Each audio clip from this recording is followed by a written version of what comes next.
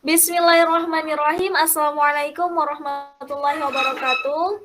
Baiklah, kami dari kelompok 1 akan mempresentasikan modul media pembelajaran fisika yang beranggotakan Anissa Maratus Soleha, Perlinda, Nurul Dia Azhari, Okta Dewi Fortuna, dan saya sendiri Silvi Rahmadani. Nah, untuk materi pertama yang akan disampaikan oleh Anissa Maratus Soleha.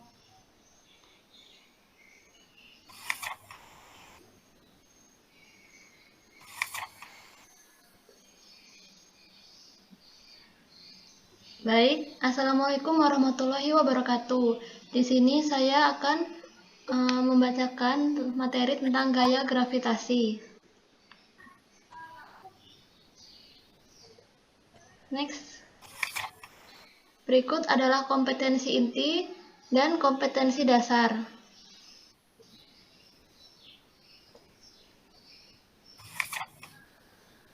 Dan ini adalah indikator pencapaian kompetensi dan tujuan dari pembelajaran kali ini.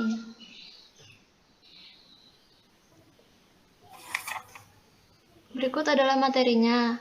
Yang pertama ada hukum Newton tentang gravitasi. Gaya gravitasi tergolong menjadi gaya yang tidak sentuh. Gaya gravitasi antara dua benda adalah gaya tarik-menarik dan harganya berbanding lurus dengan massa masing-masing benda dan berbanding terbalik dengan kuadrat jarak antara keduanya. Rumus dari gaya gravitasi yaitu L sama dengan G kali M1 dikali M2 per R2. Kemudian selanjutnya medan gravitasi.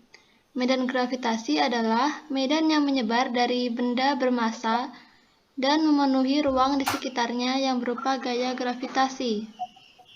Yang berarti benda bermassa lain yang terdapat dalam medan tersebut akan mengalami gaya gravitasi.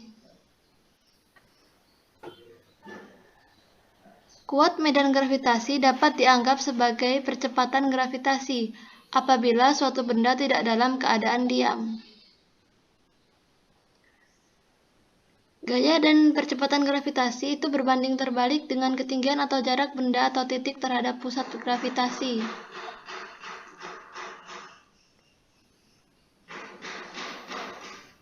Sama halnya dengan gaya gravitasi, dua atau lebih percepatan gravitasi yang bekerja di suatu titik atau benda dapat dihitung resultannya dengan konsep vektor. Next. Kemudian ada hukum Kepler. Hukum Kepler 1 itu dikenal sebagai hukum lintasan elips, yaitu planet yang bergerak mengelilingi matahari pada lintasan elips dengan matahari berada di salah satu titik fokus elips. Dan hukum Kepler kedua dikenal sebagai hukum gerak planet. Garis hayal yang menghubungkan matahari dengan planet memiliki luas juring yang sama dalam waktu yang sama. Dan hukum Kepler 3 itu dikenal sebagai hukum harmonik, yaitu perbandingan kuadrat periode terhadap pangkat 3 dari jari-jari elips adalah konstan untuk semua planet. Kemudian ada yang selanjutnya kekekalan energi mekanik pada gravitasi. Usaha gravitasi adalah usaha yang dilakukan gaya gravitasi untuk memindahkan sebuah massa dari suatu ketinggian ke ketinggian lain. Dan setiap benda bermassa bila dipengaruhi medan gravitasi benda lain, maka benda tersebut akan mempunyai energi potensial gravitasi. Energi potensial gravitasi didefinisikan sebagai hasil kali potensial gravitasi dengan massa benda.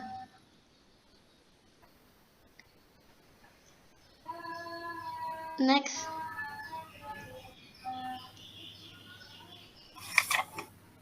Berikut adalah contoh gaya dari gaya gravitasi.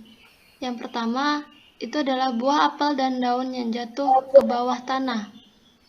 Dan yang kedua, air yang mengalir dari tempat yang lebih tinggi ke tempat yang lebih rendah. Seperti contohnya air terjun.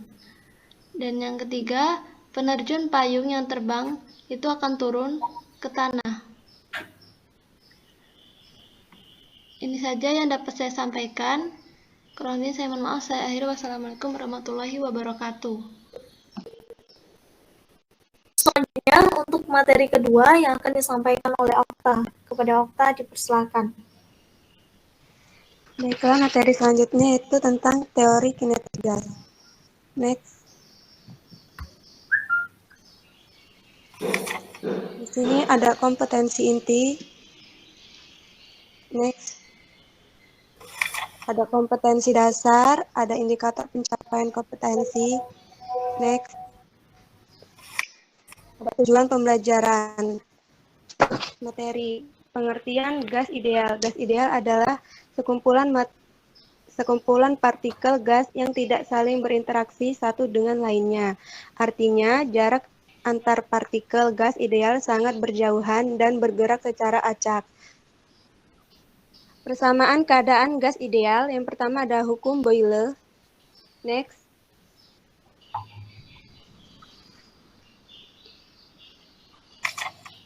Yang kedua, hukum Charles. Yang ketiga, hukum Gay-Lussac. Yang keempat, hukum Boyle-Gay-Lussac. Next. Di sini ada persamaan umum gas ideal, ada tekanan gas ideal, ada energi kinetik gas ideal. Next. Energi dalam gas ideal. Yang pertama, energi dalam untuk gas monoatomik, dan yang kedua, energi dalam untuk gas diatomik. Penerapan dalam kehidupan sehari-hari. Yang pertama, ban motor menjadi kempes jika lama tidak digunakan. Yang kedua, botol menjadi kempes setelah dimasukkan air panas. Next. Yang ketiga, konsep gerakan piston dalam mesin. Yang keempat, balon meletus. Yang kelima, pompa sepeda. Itu saja yang sudah saya sampaikan. Saya kembalikan ke moderator. Baiklah, untuk selanjutnya yaitu pengertian materi selanjutnya yaitu gerak lurus yang akan disampaikan oleh Nurul. Terus dipersilakan.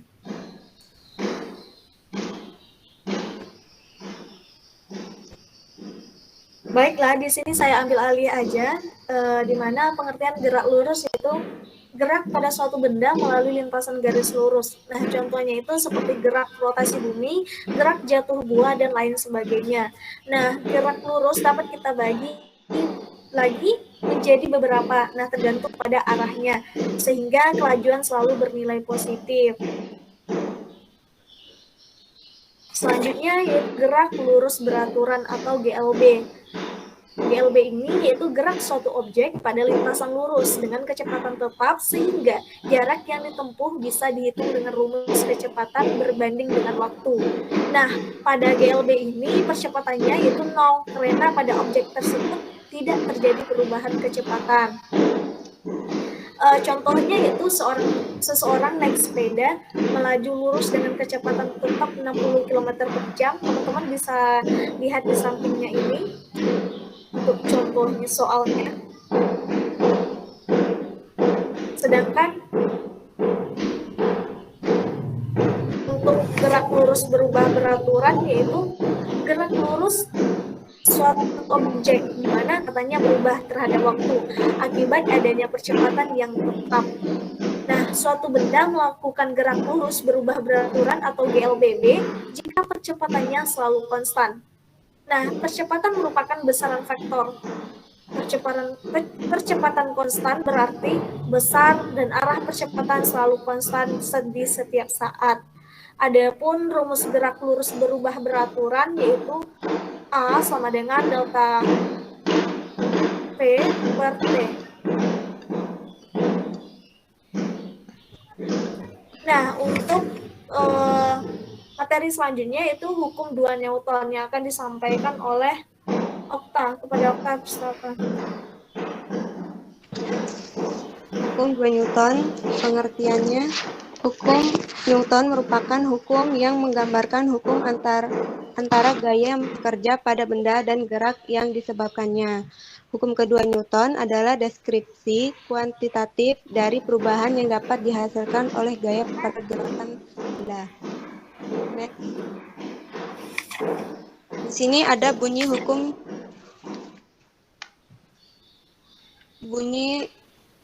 hukum 2 Newton, di mana percepatan suatu benda yang ditimbulkan oleh gaya berbanding lurus dengan besar gayanya dan berbanding terbalik dengan masanya.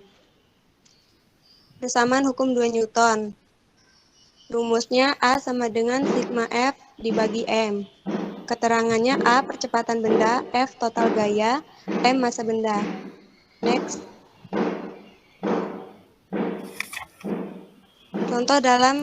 Contoh penerapan hukum 2 Newton dalam kehidupan sehari-hari.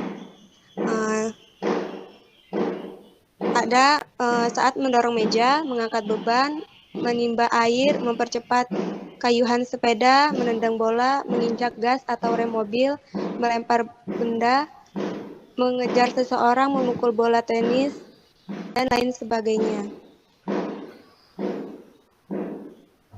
Selanjutnya saya kembalikan ke moderator.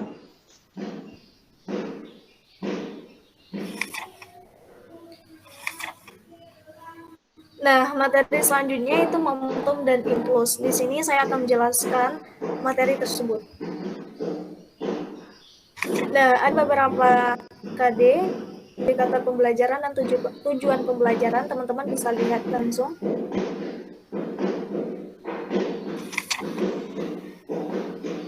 Jadi, momentum itu adalah massa dikali kecepatan. Teman-teman bisa lihat dalam kehidupan sehari-hari, contohnya itu sebuah truk bermuatan penuh akan sulit untuk berhenti daripada mobil kecil. Walaupun kecepatan kedua kendaraan itu sama, kenapa demikian? Dalam pengertian fisiknya dikatakan bahwa momentum truk lebih besar daripada mobil. Nah, jadi pengertian momentum itu yaitu hasil kali antara massa benda dengan kecepatannya. Untuk contoh soalnya, teman-teman bisa langsung lihat di sini. Pembahasan selanjutnya itu tentang impuls. Nah, coba kita perhatikan orang yang nendang bola. Bolanya itu kan dalam keadaan diam, walaupun kontak kaki antara orang yang menendang bola dengan bola hanya sesaat, namun bola dapat bergerak dengan kecepatan tertentu. Dalam pengertian momentum dikatakan bahwa pada bola terjadi perubahan momentum akibat adanya gaya yang diberikan dalam selang waktu tertentu. Nah, gaya tersebut, gaya yang bekerja pada selang waktu yang singkat itu, maka itu disebut dengan gaya impuls. Nah, oleh karena itu, perkalian antara gaya dan selang waktu gaya yang bekerja pada benda disebut dengan impuls. Nah, secara matematis dapat kita tuliskan I sama dengan F delta T. Nah, untuk contoh soal, teman-teman bisa lihat langsung. Nah, adapun hubungan momentum dan impuls yaitu besar gaya yang bekerja pada benda selama terjadi tumpukan dapat dituliskan dengan grafik. Teman-teman bisa lihat grafik.